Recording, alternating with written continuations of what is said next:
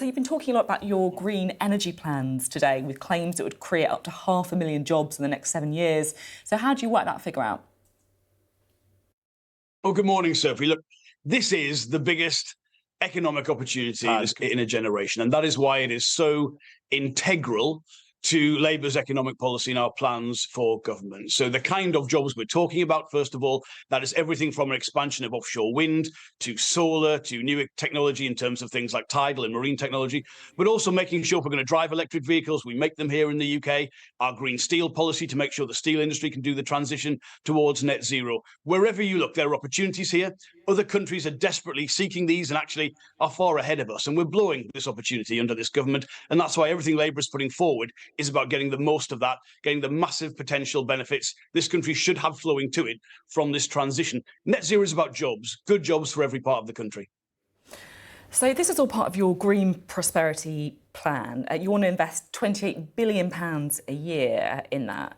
So, apologies for my maths. Over 7 years, that works out at around £196 billion. £196 billion. So suddenly 500,000 jobs over 7 years doesn't actually sound that great, because that would be, just under £400,000 per job.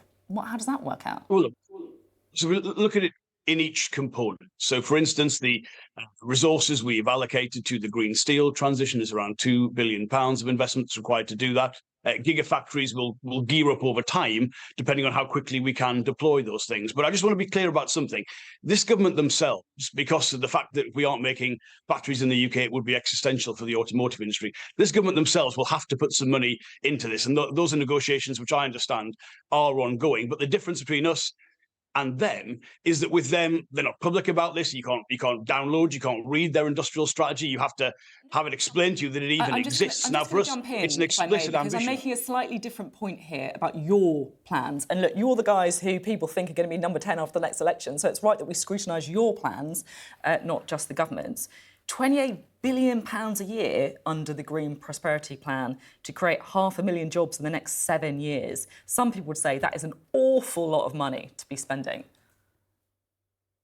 Well, look, I think if you don't look at the overall headline figure, look at the individual components we're putting forward, whether that's insulating homes, which brings down bills, provides jobs and gives greater energy security to the UK, whether it's making sure we've got a steel industry in the UK. I don't think we can be the first major developed economy that has no domestic steel industry. I think if you look at the strength of the automotive sector in the UK, it is inconceivable to me that we don't seek to make sure we're making the next generation of vehicles, electric vehicles, here in the UK. And fundamentally, every bit of public investment we're putting forward is about leveraging in greater private investment. That is the lesson from what the Biden administration has done in the US. I think the fact that the UK has the lowest rate of business investment in the G7 is a disgrace. And fixing that is not just about public money, it's about planning reform, regulatory reform, fixing the skills pipeline through the changes we'd make to things like the apprenticeship levy. But it will require, in some particular cases, and gigafactories for battery production is a good example, a degree of public investment to do that. But we also know very clearly that the longer term costs of not acting on net zero and climate change will be greater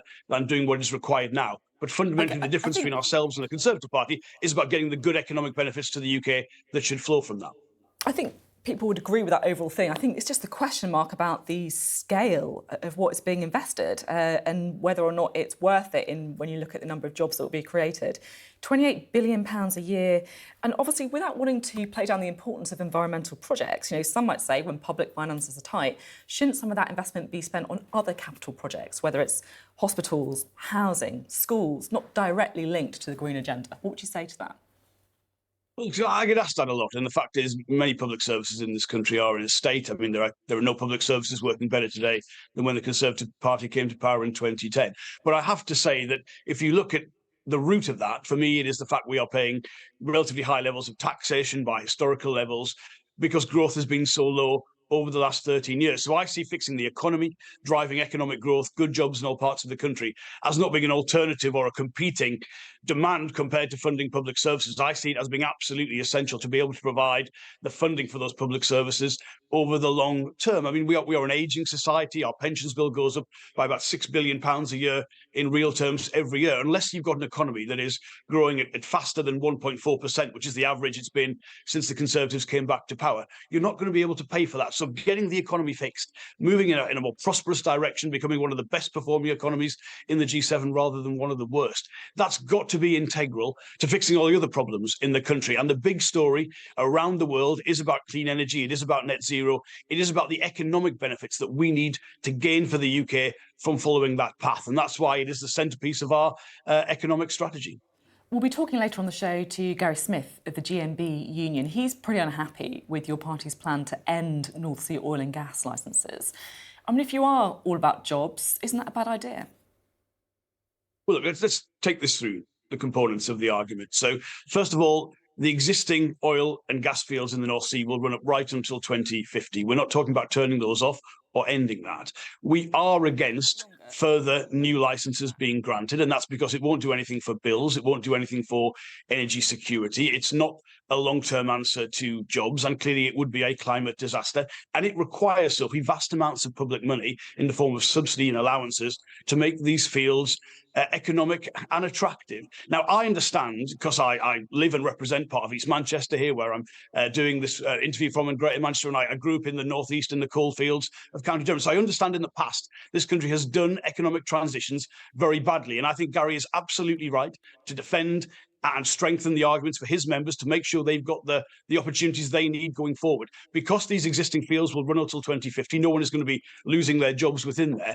But we've got to understand that the opportunity in front of us, the number of jobs created from clean energy, is far in excess of the existing directly employed workforce in North Sea oil and gas. So it's not some sort of consolation prize. This is the big prize. This is the big chance to do that. And we'll work with Gary and the unions to make sure finally this country gets its transition well. Because I know that I haven't got long left with you before you need to leave, and there are another important questions that I do want to get to. Because the Labour MP Geraint Davis has been suspended from the Labour Party after serious allegations of unacceptable behaviour. This was uncovered by Politico's Aggie Chambre. Now, Sky News understands that the Labour Party's whip's office was made aware of the allegations months ago but didn't take action. Is that right? I don't know the answer to that question. What I can tell you is I've been part as an NEC member of overhauling the Labour Party's processes across a whole range of disciplinary matters. We've tried and done a huge amount of work to improve it, to put independence from any kind of political considerations as part of that. And I would urge anyone to have confidence in that process and come forward. Of course, we will always keep that under review and try and make it as effective as it needs to be. And there's always more work to do, but I can promise people we've done a great amount of work to try and improve how we respond to this as a political party. And I think the big difference between ourselves and the Conservatives is when something goes wrong with a Labour MP, every time I see it, we take immediate action to suspend the whip and fulfil the processes that we've put forward and do it in the proper manner. I was really shocked by an interview that I heard earlier this week with the Labour MP Charlotte Nichols. She said that when she was first elected in 2019, she was given a list of 30 MPs to not accept a drink from, to not get in a car with, to effectively watch out for their behaviour. 30 MPs. I mean, I had to check that that wasn't a typo. How bad are things in Westminster? Well, I'm horrified by a story like that anyone would first of all have to be told that, or that sentiment would even exist. The fact that we have done such a significant amount of work in the Labour Party to try and make sure our processes are better than they've been in the past reflects the need to operate to the highest standards possible. And there are many people in Westminster who are horrified by this, and we're trying to improve that process. It feels to me like you're talking about the processes that have been improved. The processes can't have improved that much if serious allegations, I'm careful about what I say here, serious allegations about an MP have only come to light because of the work of journalists. It's not come to light because of what your party's doing, talking to people within it, finding out what's going on. What's the evidence that any of these processes are actually making any difference at all? I think they are, and I think they are the kind of process which can give people confidence, because it's an attempt to take out what I think people have felt in the past, which is there may be some sort of political considerations given to disciplinary action when it affects matters of this kind. We've tried to remove that. Now, look, Sophie, there's a lot of work to do, and I understand we always have to keep that under review and try and do it better to respond to cases and make sure in each case we can say this has been as robust as it needs to be. But we have tried, and I think if you look at the immediate action the Labour Party takes when any member of Parliament or elected representative has allegations against them and has fallen potentially below the standard required of them, if you look at the swift action we take, I think that is the right approach. I think we haven't seen that always in the past, particularly from other political parties. We're trying to get it right, and we're always going to work until we can have the absolute confidence we've got the system and the processes in place that we need. OK. Now, we've got Jamie Driscoll on the show later. He's been barred from standing as Labour candidate for the North East Mayor. Now, his supporters say that this is all part of factionalism in the Labour Party, effectively Keir Starmer trying to purge the left. What would you say to that? Well, I would strongly disagree with that. The Labour Party is a very large organisation, much bigger, I think, still than every other political party in terms of membership added together. But Keir Starmer has changed the Labour Party since he became leader, and part of that process is we have a due diligence process in place, and that's because, frankly, in the past, not every person elected as a Labour representative has met the standard required of them. And specifically, in a case where somebody shares a platform with someone who themselves has been expelled from the Labour Party for their views on anti-Semitism, for opposing the tough action that needed to happen, that would preclude them from being a Labour candidate going forward. Because when we said we'd have zero tolerance of anti-Semitism, when we said we would tear it out from its roots, we're serious about that.